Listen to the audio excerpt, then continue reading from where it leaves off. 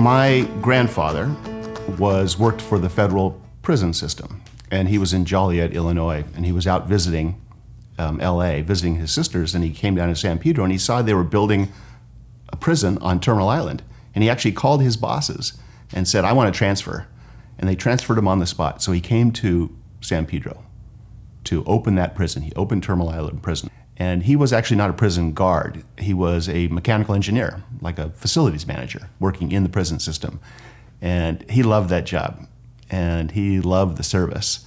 And I remember my father and then telling the story, and I, a couple of times when I was really young, going over on the ferry with him to Terminal Island. And he spent, I like to jokingly say, he spent about 40 years in prison as a facilities manager, big part of that at Terminal Island. He had a lot of great stories, but one of his favorite memories is that Al Capone was an invited guest at Terminal Island Prison, and he met Al Capone and got a chance to know him and would tell us just comments about their conversations and who Al Capone was, and he would give us a story of how Al Capone got arrested and convicted. He was very proud of his service for the federal system. My mom's mom, Edith Wilma, came to San Pedro with my mom and my uncle right around 1945. And she was either divorced or soon to be divorced. And she was, picking up odd jobs around San Pedro. She watched people's kids. She worked at the bowling alley. It used to be on 5th, where now that Car Palace is.